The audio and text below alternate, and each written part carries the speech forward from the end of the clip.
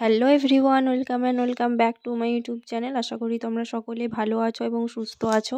কিছুদিন পরেই প্রজাতন্ত্র দিবস, আর সেই উপলক্ষেই বানানো এই জুয়েলারি সেটটা, যেটা আমি তোমাদের সাথে আজকে শেয়ার করব। তো শুধুমাত্র জুয়েলারিটা বানানো তোমাদের সাথে শেয়ার করব না, আজকের ভিডিওতে তোমাদের সাথে কালার করার প্রত্যেকটি টিপস এবং টার্সেল তোমরা কিভাবে অ্যাটাচ করবে জুয়েলারিতে এটাও শেয়ার করব। তো ভিডিওটা স্কিপ না করে শেষ পর্যন্ত দেখার অনুরোধ থাকলো, যাতে তোমাদের কোনো রকমের বুঝতে অসুবিধে না হয়। তো চলো বেশি দেরি না করে শুরু করি। তো তোমরা তো জানোই, ক্লে জুয়েলারি তৈরি করার আগেই আমি একটা প্লাস্টিক শিটের উপরে ট্যালকাম পাউডার ছিটিয়ে নিই, কারণ ক্লেটা কাঁচা অবস্থায় নরম থাকে, তো প্লাস্টিক শিটটার ওপরে আটকে যাবে এবং হাতেও লেগে যাবে। তো তার জন্যই কিন্তু আমি এখানে ট্যালকাম পাউডার ইউজ করি। তো তারপরেই দেখো আমি এখানে ক্লেটাকে রেডি করে নিয়েছিলাম। তারপরে এটাকে এইভাবে একটা রোলারের সাহায্যে রোল করে নিয়েছি। যাদের কাছে কোনো রকমের ক্লে টুলস নেই, তারা কিন্তু এইভাবে একটা পেনের সাহায্যে কিন্তু রোল করে নিতে পারবে। তারপরে আমি আমার পছন্দ মতো একটা শেপ দিয়েছি, যেটা আমি বেসটা তৈরি করব। সেটার জন্য দেখো আমি এখানে কিন্তু কোনো ধরনের টুলস ইউজ করিনি, আমি যেটা সবার বাড়িতেই থাকে, ব্লেডের সাহায্যে কিন্তু এইভাবে শেপটাতে কেটে নিয়েছি। তারপরে দেখো এইভাবে একটা ব্রাশের সাথে কিন্তু আমি এরকম টেক্সচার দিয়ে নিয়েছি। এরপর একটা টুথপিকের সাহায্যে দেখো এইভাবে আমি কিছু দাগ কেটে নিচ্ছি। তো দেখো তোমরা কিভাবে আমি করছি।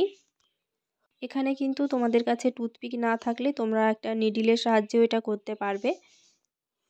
যারা জানো না তাদের উদ্দেশ্যেই বলি, আমি এখানে যে ক্লেটা ইউজ করছি সেটা কিন্তু ফেভিক্রিলের মোল্ডেড ক্লে। তো যেটাতে রেজিন এবং হার্ডনার দুটো পার্ট থাকে, সেটাকে ইকুয়াল কোয়ান্টিটিতে মিক্স করে কিন্তু ক্লেটাকে রেডি করতে হয়।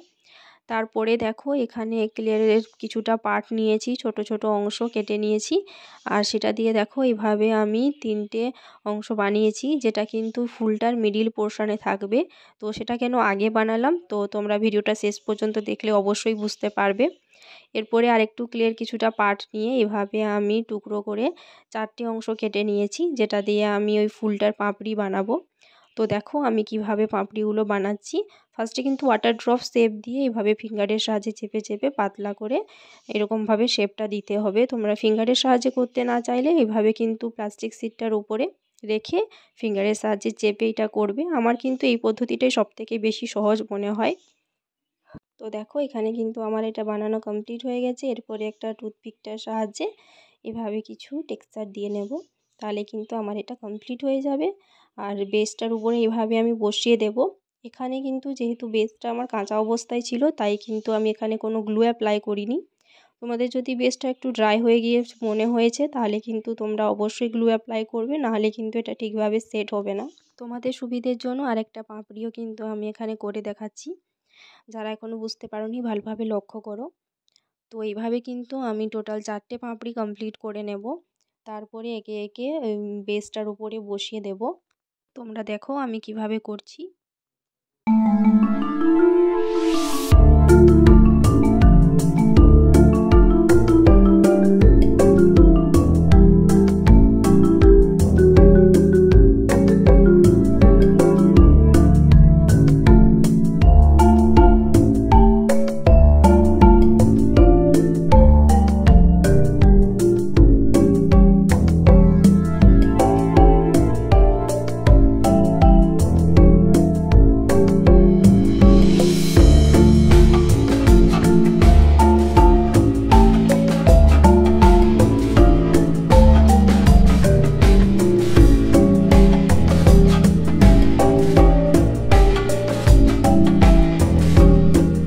এরপরে দেখো আমি এখানে দুটো পাতা বানিয়েছি, আর সেটা কিভাবে বানাচ্ছি তোমরা দেখো। তোমাদের কাছে যদি এরকম একটা কোনো কিছু পাতা থাকে, তাহলে কিন্তু এভাবে টেক্সচার দিয়ে নেবে, তাহলে কিন্তু দেখতে এটা রিয়েলিস্টিক লাগে।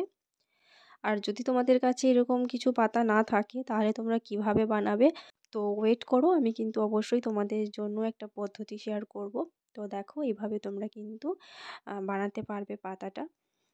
এরপরে আমি পাতাটাকেও ওই সেমভাবেই বসিয়ে দেব। আর যে আগে থেকে বানিয়ে রেখেছিলাম মিডিল পোর্শনে দেওয়ার জন্য অংশ 3টি, সেটা কিন্তু এভাবে আমি এখানে বসিয়ে দেব। একটু গ্লু অ্যাপ্লাই করেছি, কারণ এটা অনেকটাই ড্রাই হয়ে গেছিলো। তারপরে এগুলোকে এভাবে বসিয়ে দিয়েছি। আর কেন আগে থেকে বানিয়েছিলাম, তো যেহেতু এটাই মিডিল পোর্শনে একটু উঁচু হয়ে থাকবে, অর্থাৎ সোজা হয়ে থাকবে, তো সেই জন্য আমি কিন্তু এটা আগে থেকে বানিয়ে রেখেছিলাম। তো এতক্ষণে কিন্তু এটা অনেকটাই ড্রাই হয়ে গেছিলো আর বলতে পারো অনেকটাই শক্ত হয়ে গেছিলো। তো এটা কিন্তু আমার মিডল পোরশানে লাগাতে কোনো রকমের প্রবলেম হয়নি। তো তোমরাও কিন্তু এই ট্রিকটা অ্যাপ্লাই করতে পারো।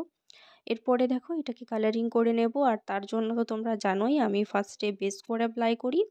তো হোয়াইট কালারের বেস কোডটা আমি এখানে ফার্স্টে অ্যাপ্লাই করে নিচ্ছি। তারপরে এইভাবে আমি কালারগুলোকে অ্যাপ্লাই করে নেব।